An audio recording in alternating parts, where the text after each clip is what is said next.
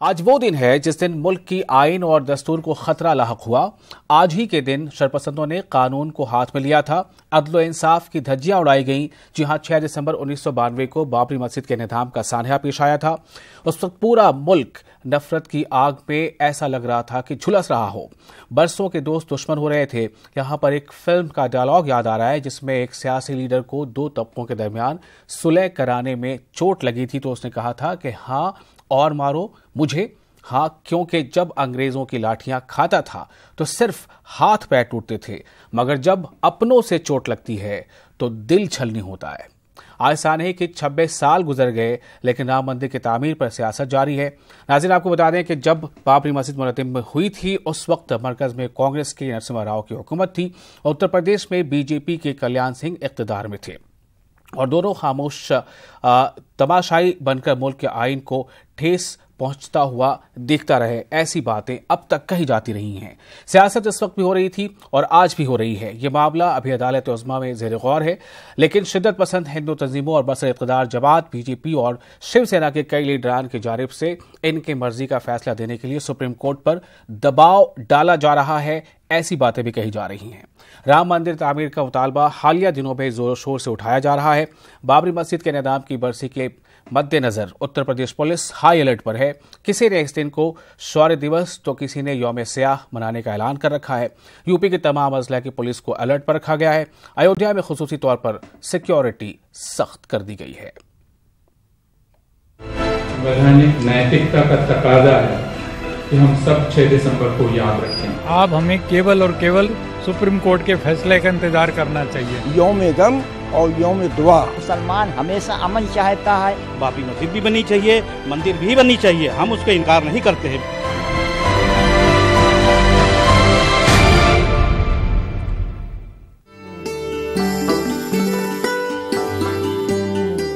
ये है हिंदुस्तान का कदीम तरीन शहर अयोध्या।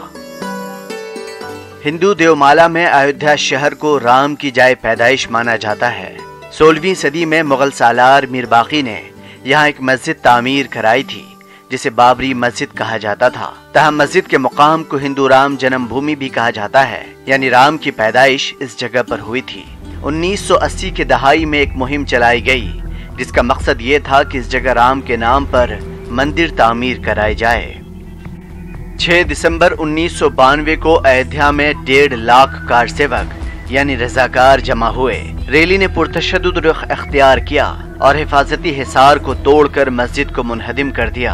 बाद की तफ्तीश से पता चला कि इस इन्हदाम की जिम्मेदारी 68 अफराद पर आयद होती है। तफ्तीश के दौरान कई माह तक हिंदू मुस्लिम फसादात होते रहे, जिनमें कम से कम 2000 अफराद अपनी जानों से हाथ धो बैठे। मामला इलाहाबाद हाई कोर्ट पहुंचा और कोर्ट ने इस जगह को 3 हिस्सों में बराबर बांट दिया, यानी एक हिस्सा निर्मोही अखाड़ा, एक सुन्नी वक्फ बोर्ड और एक राम लल्ला के दरमियान, जिसे फिर सुप्रीम कोर्ट में चैलेंज किया गया। सुप्रीम कोर्ट ने इलाहाबाद हाई कोर्ट के फैसले पर रोक लगा दी और समाअत शुरू की, जो ताहाल जारी है। गुज़िश्ता कुछ दिनों से राम मंदिर तामीर के सिलसिले में तनाज़ा नया रूप अख्तियार कर रहा है। कहीं इस पर पार्लियामेंट में कानून लाकर मंदिर तामीर करने की बात की जा रही है, तो दूसरी तरफ सुप्रीम कोर्ट के फैसले का इंतजार है। लेकिन अभी भी एक बड़ी जमात हिंदू मुस्लिम रहनुमाओं की ऐसी है जो मुल्क के नज़्म व नस्क को बरकरार रखते हुए अवाम से पुरअमन तरीक़ाकार की जानिब तवज्जो दिला रहे हैं। उम्मीद है कि अवाम अपनी अपनी तौजीहात को बालाए ताक रखकर मुल्क और कौम की सलामती को ही अपना फर्ज मनसबी समझेंगे और मुल्क और कौम की तरक्की के लिए हमाजहत कोशिशें करेंगे। Bureau report, news 18 Urdu. और हर साल जब 6 दिसंबर आता है, इस मौके पर लगभग तमाम बड़े छोटे शहरों में कुछ न कुछ प्रोग्राम किया जाता है, दुआएं की जाती हैं, प्रार्थना की जाती है और समाज के मुख्तलिफ तबके के लोग अपनी अपनी मान्यताओं के मुताबिक, अपने अपने अकीदे के मुताबिक इसका एक पुरअमन हल चाहते हैं। इसी सिलसिले में दिल्ली के कॉन्स्टिट्यूशन क्लब में रिपब्लिक डे, यानी कि रिपब्लिक को कैसे जो अनबिल्ड हो रहा है उसे बिल्ड करने की कोशिश, यानी बिल्ड द ब्रोकन रिपब्लिक के उन्वान से एक प्रोग्राम का इनेकाद हुआ। जिसमें समाजी जहदकार स्वामी अग्निवेश के अलावा प्रोफेसर अपूर्वानंद, महमूद मदनी और अदाकार प्रकाश राज ने शिरकत की। ये प्रोग्राम 6 दिसंबर यानी बाबरी मस्जिद की शहादत के बरसी की पेशनज़र मुनक़िद किया गया था और इस दौरान सरकर्दा शख्सियात ने मुल्क की मौजूदा सूरत हाल पर तशवीश का इजहार किया और अपनी बातों को कुछ इस तरह से रखा। कि वह जगह जहां बाबरी मस्जिद का मलबा बिखरा हुआ है, उस जगह को घेर कर और वहां एक इबारत लगाई जाए जिसमें लिखा हो कि यहां कभी एक मस्जिद थी जिसका नाम बाबरी मस्जिद था और वह 6 दिसंबर 1992 को बावजूद हिंदुस्तान में धर्मनिरपेक्ष जनतंत्र के, बावजूद हिंदुस्तान में एक जिंदा संसद के, बावजूद हिंदुस्तान में एक जिंदा अदालत के दिन दहाड़े गिरा दी गई और उसको हम दोबारा नहीं बना सकते। अगर यह इबारत हम वहां लगाते हैं तो कम से कम हम अपनी कमजोरी को कबूल तो करते हैं। हम यह तो जानते हैं कि क्या हमसे नहीं हो सका और क्या हमें करना है। इस कंट्री में, इस देश में मैंने जो बचपन से देखा है, अपने बुजुर्गों से सुना है और जो सीखा है और जिस तजुर्बे से, एक्सपीरियंस से गुजर रहा हूं, यहाँ के लोगों को 3 हिस्सों में बांटता हूं। एक वो हैं जिन्होंने अपने दिल में दुश्मनी भर ली है। हम मुसलमान सोने के बन जाए, हीरे के बन जाए, मोती के बन जाए, कुछ बन जाए, वो हमें माफ नहीं करेंगे। दूसरे वो हैं जो हमारे दोस्त हैं और तीसरे वो हैं जो साइलेंट हैं। देखिए, लगातार बना हुआ होता तो मोदी जी अपनी सरकार बनाने के साथ पहला काम राम मंदिर बनाते, 14 में बनाते, 15, 16, 17, 18 में बनाते। जब उनको अपनी सरकार खिसकती दिखाई पड़ रही है तब उनको मंदिर क्यों याद आ रहा है? इसका मतलब है कि वो अपनी हार मान चुके कि तुमने जो डेवलपमेंट के नाम पर सोचा था, सबका विकास, सबका साथ, सबका विकास, वो फेल हो चुका है। अब तुम्हारे पास सिवाय इसके कि एक राम मंदिर और बनाना है, अध्यादेश लाना है या कानून बनाना, ये सब बकवास है। हो ही नहीं सकता ये कि अब मोदी के जाने के दिन आ चुके हैं और भारत की जनता के अच्छे दिन आने शुरू हुए हैं। और अब आपको बताते हैं कि किस तरह मुल्क के कई बड़े शहरों में, छोटे शहरों में, जहां भी एडमिनिस्ट्रेशन को लगता है कि यहाँ ये इलाका या ये शहर थोड़ा हसास है, वहां पर इसको लेकर सिक्योरिटी के पुख्ता बंदोबस्त किए गए हैं। हम इस वक्त सीधे रुख करेंगे अपने नुमाइंदे का। मेरठ से हमारे साथ जुड़े हैं तंजीर और मुंबई से हमारे साथ जुड़े हुए हैं मोहिउद्दीन। तंजीर, सबसे पहले आपके पास आते हैं। काफ़ी हसास शहर है और मेरठ बुलंदशहर अभी कुछ हालिया दिनों जो वहां पर वाकयात रूनमा हुए हैं उसको लेकर भी काफ़ी चाक चौबंद वहां पर सिक्योरिटी है। आज को लेकर क्या खास वहां सिक्योरिटी के इंतजामात हैं और बाबरी मस्जिद इन्हदाम की बरसी के ताल्लुक से वहां आज क्या कुछ होने वाला है? जी बिल्कुल, देखिए, जोन को पूरे कल ही अलर्ट कर दिया गया था और जो इसको है 5 शहर को भी खास तौर पे 5 जोन और जो है 15 सेक्टरों में तकसीम किया गया है। और यहाँ पे मैं आपको दिखाऊं कि ये जो कचहरी का इलाका है, यहाँ पर एहतजाज के लिए आज 6 दिसंबर की मुनासबत से जहाँ इंडियन यूनियन मुस्लिम लीग ने डीएम ऑफिस पर एहतजाज किया है, वहीं शिवसेना जो है कचहरी इलाके में यहाँ कमिश्नरी चौराहा है, यहाँ पर यौम अज़्म के तौर पर वो मनाते हैं, शौर्य दिवस के तौर पर वो यहाँ पे पहुँचे हैं। यहाँ पे पुलिस का पुख्ता इंतजाम है। हर जगह पे शहर के जितने भी हसास इलाके हैं वहाँ पे पुलिस का जो है पुख्ता इंतजाम किया गया ताकि किसी तरह का नाखुशगवार वाकया यहाँ पेश ना आए। यहाँ पर हमारे साथ एसपी सिटी साहब मौजूद हैं, रणविजय सिंह जी। किस तरह से यहाँ पे इंतजाम किए गए हैं, हम उन्हीं से जानने की कोशिश करते हैं। सर, देखा जाए तो अभी बुलंदशहर का जो घटना है उसके बाद से पूरा जोन में अलर्ट एक तरह से रहा। 6 दिसंबर है, क्या कुछ इंतजाम खास तौर पर किए गए? नहीं, देखिए, 6 दिसंबर को संगठनों के द्वारा कॉल होता है और उस कॉल के मद्देनज़र हम लोग पूरी व्यवस्था रखते हैं और उसी व्यवस्था के तहत हमने पूरे इस सिटी एरिया को 6 जोन और 15 सेक्टरों में बांटा है और सभी सेक्टर्स और जोन में अधिकारी लगे हुए हैं। कुछ हमारी स्पेशल व्यवस्था आज के लिए होती है, वो सारी व्यवस्थाएं हम लोगों ने कर ली है और जो 2-4 संगठन के लोग आज कुछ ज्ञापन वगैरह का कार्यक्रम रखते हैं तो उसमें वो सारी व्यवस्थाएं हो चुकी हैं और उसमें से 1-2 संगठनों ने ज्ञापन दे भी दिया है और 1-2 संगठन अभी ज्ञापन देने के लिए शेष हैं, वो आ रहे हैं। ज्ञापन देने के बाद सब कार्यक्रम खत्म हो जाएगा इनका, और बाकी पूरे जो व्यवस्था हमारी है ये पूरे शाम देर रात तक चलती है। हम व्यवस्था उसी हिसाब से करते हैं। देखा जाए तो ऐसे वक्त में जो शरपसंद लोग होते हैं, जो नॉन सोशल एलिमेंट हैं, वो जो है अफवाह भी फैलाने की कोशिश करते हैं, उसको लेके सोशल मीडिया या और दूसरी जगह पे किस तरह का है? देखिए, हमारी सोशल मीडिया सेल जो है हमने इस्टेब्लिश किया हुआ है ऐसे लोगों को कंटेन करने के लिए, ऐसी अफवाहों को कंटेन करने के लिए बहुत एक्टिव है, और हम लोग प्रयासरत हैं कहीं भी किसी तरह का कोई अफवाह ना हो। हमारे लोग भी उसमें पैनी नज़र रखे हुए हैं, 1-1 मिनट तक हम लोग देख रहे हैं। तो मेरा विश्वास है कि कहीं कोई इस तरह की बात होगी तो हम उसको इमीडिएटली। जी तंजीर, इस वक्त हम रुख करेंगे अयोध्या का, जहां इस वक्त हमारे साथ हमारे नुमाइंदे राजीव मौजूद है। राजीव, अयोध्या ये लफ्ज ही काफी है इसकी हसासियत को समझने के लिए, इसकी मजहबी जो अहमियत है उसे समझने के लिए। मैं आपसे जानना चाहता हूं कि आज खास दिन है, किस तरह के वहां पर आपको सिक्योरिटी के इंतजाम दिख रहे हैं, और क्या कुछ वहां आज अलग अलग ग्रुप्स के जरिए कुछ प्रोग्राम का इनेकाद होना है? राजीव, देखिए, आज के दिन सुरक्षा के मुकम्मल इंतजाम अयोध्या में किए गए हैं। जगह जगह पर जो भारी संख्या में सुरक्षा बलों की तैनाती की गई है, क्योंकि अब से कुछ देर बाद, कुछ वक्त बाद यहाँ पर यौम गम के कार्यक्रम का आयोजन किया जाएगा, और फिर जो कि 1 बजे के करीब होगा, और फिर 3 बजे कार्यसेवकपुरम में शौर्य दिवस का कार्यक्रम जो है अयोध्या के साधु संतों द्वारा आयोजित किया जा रहा है, उसका कार्यक्रम होना है, जिसको मद्देनज़र आप देख सकते हैं कि भारी संख्या में सुरक्षा बलों की तैनाती की गई है। हम अपने सहयोगी से चाहेंगे कि वो ये दिखाए कि किस तरह अयोध्या में सुरक्षा व्यवस्था है।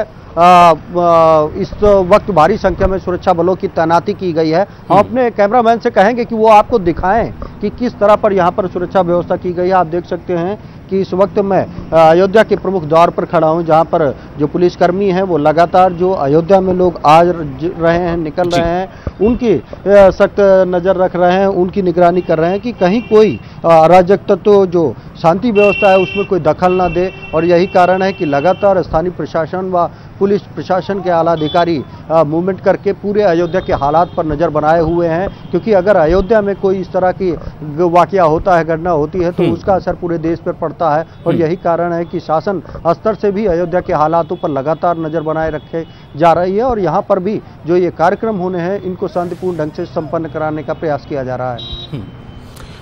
राजीव, एक और अहम सवाल है, ये सब लोग जानते हैं कि हमारा देश, हमारा मुल्क एक संविधान से चलता है, एक कॉन्स्टिट्यूशन है, उसके अपने इंस्टीट्यूशंस हैं, इलेक्शन कमीशन है, कोर्ट है, सुप्रीम कोर्ट है। हम सब ये जानते हैं कि मामला कोर्ट में है, उसके बावजूद कई बार ऐसी चीज़ें देखने सुनने को मिलती हैं ऐसे जिम्मेदार लोगों की ज़ुबान से, जिसको देखकर ऐसा लगता है कि एक सभ्य नागरिक और एक जिम्मेदार नागरिक के होने के नाते ऐसी बातें नहीं कही जानी चाहिए, जबकि मामला कोर्ट में है। क्या आज कुछ कहीं ऐसा बयान सुनने को मिला है?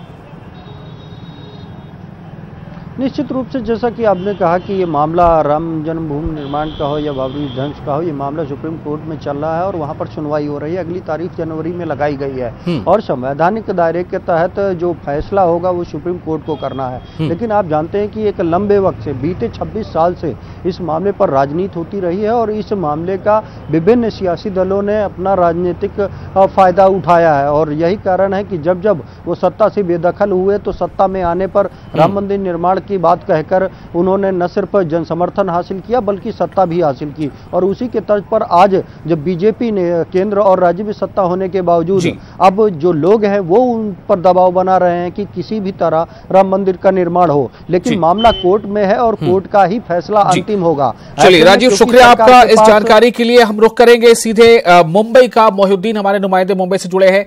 मोहिउद्दीन, मुंबई में आज के दिन यानी 6 दिसंबर को कई तरह के प्रोग्राम होते हैं, कहीं दुआ का एहतमाम होता है, कहीं अजानें दी जाती हैं, कहीं प्रार्थना होती है। आज वहां क्या कुछ प्लान्ड है और क्या वहां देखने को मिल रहा है? सिक्योरिटी को लेकर क्या खास कुछ इंतजाम किए गए हैं? जी देखिए विशाल, मैं आपको बता दूं कि मुंबई जो है वो बहुत ही हसास शहर माना जाता है। जहाँ तक के बाबरी मस्जिद के निज़ाम की बरसी का मामला है, तो आपको बता दें कि बाबरी मस्जिद की शहादत हुई थी, उस वक्त जो है वो मुंबई में एक बड़ा फसाद फूट पड़ा था जिसमें हज़ारों लोगों की जान गई थी। तो उसके बाद से ही मुंबई पुलिस जो है वो इस बात का ख़ास एहतमाम करती है कि ऐसे सेंसिटिव इलाके जहाँ पर जो है वो नज़्म नुस्ख की सूरत हाल ख़राब हो सकती है, तो वहाँ पर खुसूसी पुलिस की टुकड़ियाँ तैनात की जाती हैं। उसके अलावा रैपिड एक्शन फोर्स जो है मंगाई गई है, शहर के मुख्तलिफ इलाकों में लगाई गई है। मुंबई पुलिस जो है वो गश्त कर रही है और जहाँ पर ख़ास तौर पर एहतजाज का एहतमाम होता है वहाँ पर निगाह रखी जा रही है। और कुल मिला के देखा जाए तो मुंबई पुलिस इस बात का ख्याल रख रही है कि मुंबई में जो है वो नज़्म नुस्ख की सूरत हाल किसी भी तरह से बिगड़ने ना पाए। एक बात जो मैं आपको बताना चाहता हूँ कि मुंबई में जो है जैसा कि देखा गया है कि 92 के बाद से हर साल जो है वो यहाँ पर बाबरी मस्जिद की शहादत को याद किया जाता है, यौम सिया मनाया जाता है, यौम गम मनाया जाता है। तो इसी की मुनासिबत से रज़ा अकेडमी आज पौने 4 बजे, क्योंकि ये अंदाज़ा लगाया जाता है, माना जाता है कि पौने 4 बजे जो है वो मस्जिद की शहादत का वक्त है, तो पौने 4 बजे से 4:15 बजे तक जो है वो अजान का सिलसिला शुरू होता है।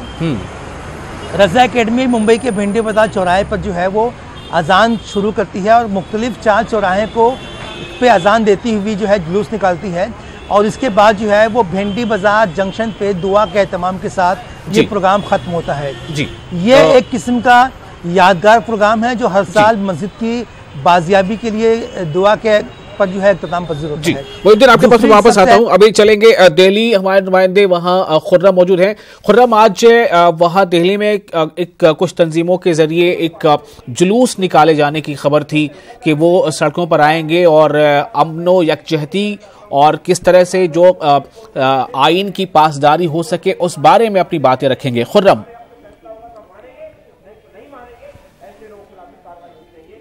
देखिए विशाल, मैं अपने कैमरामैन से कहूँगा कि आपको मेरे पीछे का वो नज़ारा जो है वो दिखाने की कोशिश करें कि किस तरह से यहाँ पर ये पूरा नज़ारा है। ये सारे लोग जो यहाँ पर आपको दिखाई दे रहे हैं, ये सब के सब जो है बाबरी मस्जिद निज़ाम के गुनाहगारों को सज़ा देने का नारा दे करके यहाँ पर आए हैं। ये वो रैली के सारे लोग हैं जो मंडी हाउस से चलकर पार्लियामेंट स्ट्रीट आए हैं और अपनी आवाज़ जो है वो उठा रहे हैं। आप देख सकते हैं कि सबसे बड़ा जो नारा दिया गया है वो बाबरी मस्जिद के गुनाहगारों को सजा दे, क्योंकि अभी तक हम देख रहे हैं 26 साल हो गए लेकिन अभी तक भी किसी भी गुनाहगार पर कोई जो है किसी तरह की किसी को जेल नहीं हुई।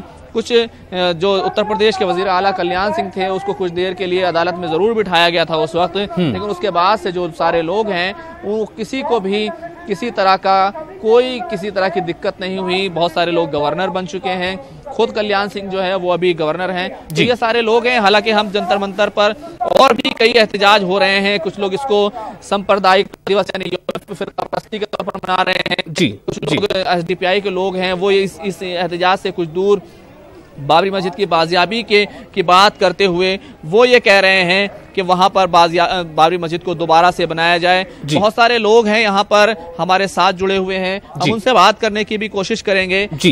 यहाँ जो आप लोग लेकर आए हैं, क्या हम देख रहे हैं कि बाबरी मस्जिद को गुनाहगारों को सजा दो, ये सबसे बड़ा नारा है।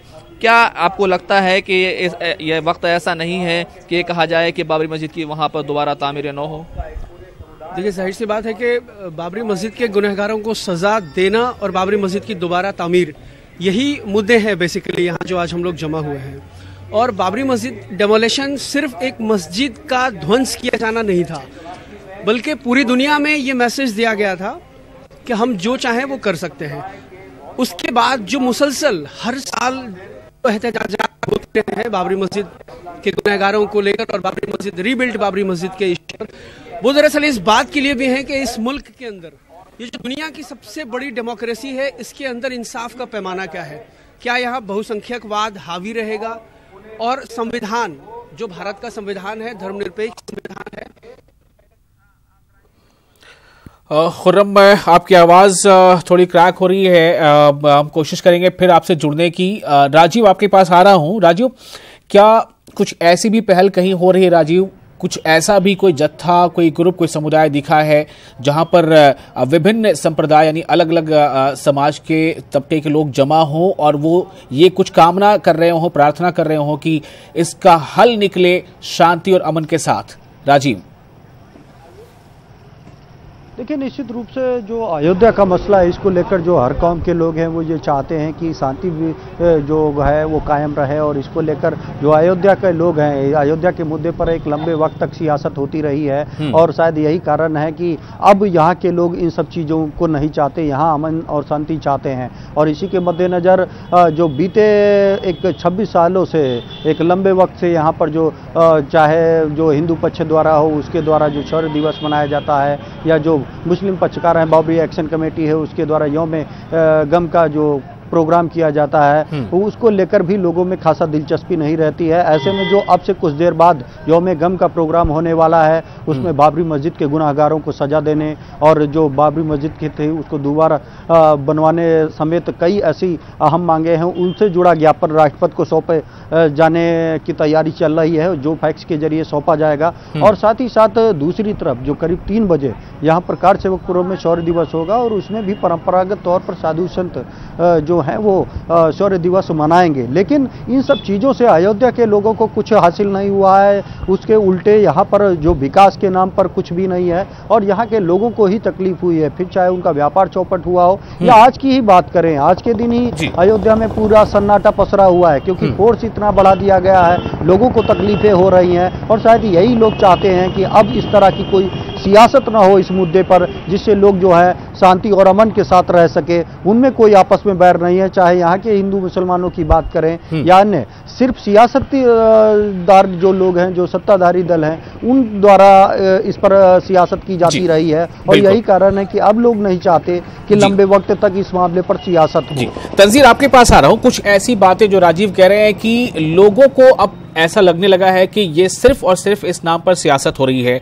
हमने देखा कई हालिया दिनों कई ऐसे बड़े दावों के साथ कुछ प्रोग्राम का इनेकाद किया गया, लेकिन उसमें जैसी कि खबरें आ रही थी या बताया जा रहा था कि इतनी ज्यादा भीड़ होगी, ऐसा कुछ आंदोलन होगा, उसमें और जो दिखा उसमें काफी फर्क नजर आया। तंजीर, आज वहां क्या कुछ ऐसा हो रहा है जिससे ये पता चले कि समाज के कई तबकों के साथ मिलकर बैठे हैं और वो ये कामना करते हैं, दुआ करते हैं कि इसका हल निकले शांति के साथ, अमन के साथ?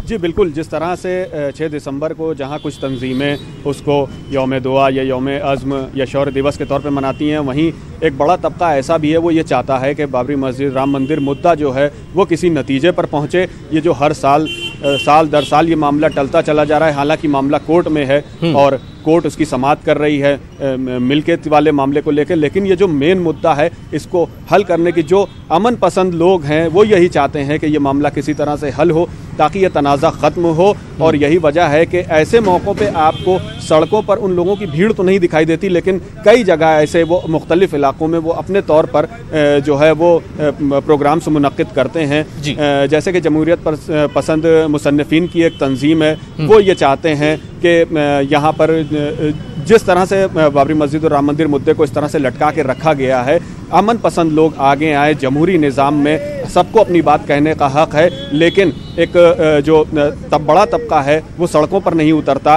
वो सियासी तंजीमों की तरह एहतजाज नहीं करता, जो समाजी और मिली तंजीमें हैं उनकी तरह वो प्रोटेस्ट नहीं करता, लेकिन उसके दिल में ये ख्याल ज़रूर है कि ये मुद्दा गैर ज़रूरी बनता चला जा रहा है और इसके पीछे कई ज़रूरी मुद्दे जो हैं वो पीछे छूटते चले जा रहे हैं। आम आदमी जो कि अपनी बुनियादी ज़रूरियात को लेकर परेशान रहता है, जद्दोजहद करता है, वो यही चाहता है कि कम से कम इस तरह के गैर ज़रूरी मुद्दे जो है वो सियासत का हिस्सा ना बने। लेकिन इस मुल्क का ये बहुत बड़ा अलमिया है, एक बहुत बदकिस्मती है कि इस तरह से मजहबी मुद्दों को सियासी मुद्दे बनाकर और उन पर सियासत की जाती है और एक वोट बैंक का तबका तैयार किया जाता है। लेकिन इस जमहूरी निज़ाम में, इस अवाम में बड़ा तबका ऐसे लोगों का है जो इस तरह के मुद्दों को समझता है, उसे बालायताक रखता है। बदरुद्दीन, आपके पास इसी सवाल को लेकर आ रहे हैं। जैसा शुरू में ही बताया कि मुंबई जो है वो खासा सुर्खियों में रहा था, काफी वो मुतासिर हुआ था वो शहर जब बाबरी मस्जिद इंहदाम का वाक़या पेश आया था।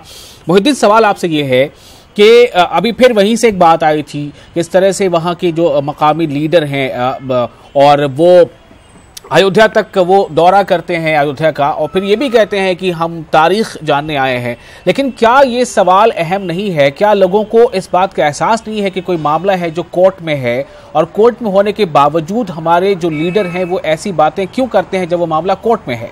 क्या मुंबई में आज इस तनाजुर में कुछ देखा जा रहा है? क्या ऐसा लग रहा है कि इन मुद्दों से आम लोगों का जो है अब धीरे धीरे दिलचस्पी कम हो रही है?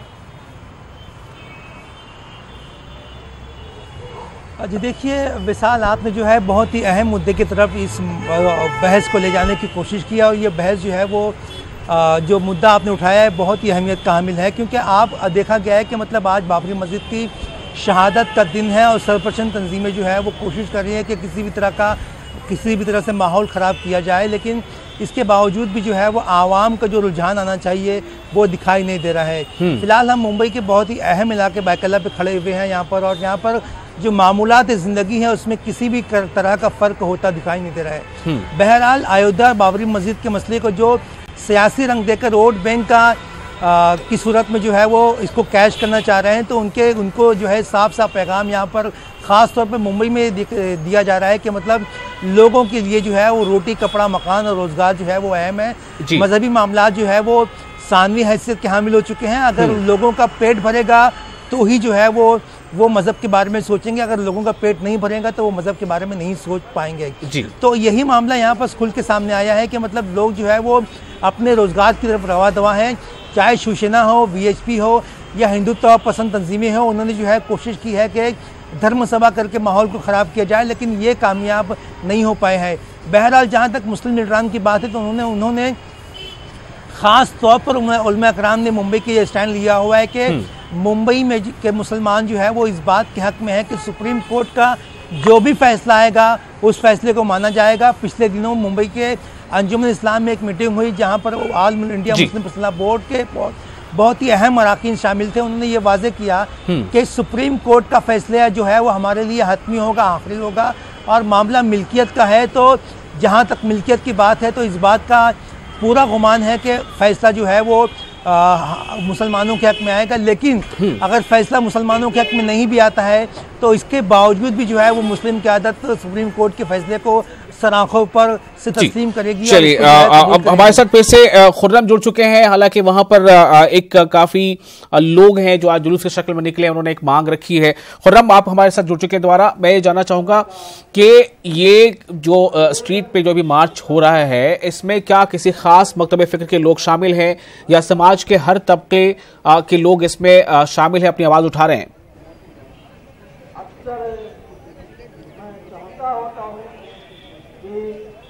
खुर्रम, आपको आवाज मिल रही है? देखिए विशाल, सबसे बड़ी बात यही है कि जो मार्च हुआ जिसमें तकरीबन 20 से ज्यादा, बिल्कुल आपकी आवाज आ रही है मेरे पास, बिल्कुल आपकी आवाज़ आ रही है मेरे पास। यहाँ पर जो एहतजाज हो रहा है, जो मार्च हुआ, उसमें सबसे बड़ी बात यही थी कि मुस्लिम तंजीमों से ज़्यादा गैर मुस्लिम तंजीमें इसमें शामिल थीं। लोक राज संगठन इसको लीड कर रहा था और इसीलिए सबसे बड़ा जो नारा दिया गया कि उनको सज़ा देने के लिए गया। हम ये जो पूरा एरिया है जो पार्लियामेंट स्ट्रीट कहलाता है, यहाँ पर इसको पूरा का पूरा भरा हुआ है ये, और यहाँ पर जो एहतजाज हो रहे हैं, तीन एहतजाज हो रहे हैं यहाँ पर, तीन विरोध प्रदर्शन हो रहे हैं इस पूरे एरिया में, और वो सब के सब जो है इसलिए है कि मुल्क के कानून को तोड़ा गया था, इसकी बुनियाद पर हो रहे हैं। हालांकि इससे कुछ दूर जो जंतर मंतर का एरिया है वहाँ पर यूनाइटेड हिंदू फ्रंट की तरफ से शौर्य दिवस की सूरत में विजय दिवस मनाया जा रहा है और ये कहा जा रहा है कि बहुत इंतजार हो गया, अब राम मंदिर बन जाना चाहिए। तो हम लगातार देखते रहे हैं कि दिल्ली में इस मुद्दे को सियासी तौर पर भी हवा देने की कोशिश की जाती रही है। पिछले दिनों यहाँ पर संकल्प यात्रा निकालने की कोशिश की गई थी और आरएसएस की एक जैली तंजीम को जो है हिंदू जागरण मंच को ये पूरा जिम्मा दिया गया था, लेकिन हमने देखा लोग उसमें नहीं शामिल हुए। गिनती के 26 लोग उसमें शामिल हुए थे। तो हम कह सकते हैं कि सियासी मुद्दा बनाने की तो बहुत कोशिश की गई है, लेकिन दिल्ली में ऐसा बिल्कुल नहीं हो सका है। हालांकि पूरी सियासत यहाँ पे हावी होती है, वज़रा हैं उनकी तरफ से लगातार बयान आते रहते हैं, लेकिन इसके बावजूद यहाँ के लोग जो हैं उन्होंने कभी भी इसको मुल्क की तरक्की से जोड़ करके, मुल्क की जमहूरियत से जोड़ करके कभी भी इसको नहीं देखा। और हम कह सकते हैं कि दिल्ली में कम से कम बहुत शुक्रिया आप तमाम लोगों का और साथ ही आप नाज़रीन का भी इस खास और हसास मौजू पर अपना वक्त देने के लिए।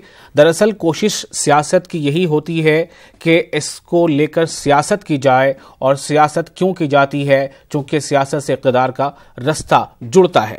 लेकिन सवाल ये भी है कि सियासत किसके लिए? सियासत अवाम के लिए। चाहिए, अवाम क्या चाहती है, अवाम की नुमाइंदा तंजीमें क्या चाहती हैं, और जो इस मुल्क का आइन है, हमारा कॉन्स्टिट्यूशन है, उसके जो इदारे हैं उसके क्या तकाजे हैं, इंसाफ का क्या तकाजा है। बहुत सारे ऐसे सवाल हैं जिसका जवाब दिख भी रहा है, लेकिन शर्त यह है कि उसे सही से देखने समझने की कोशिश की जाए। शुक्रिया आपका हमारे साथ बने रहने के लिए।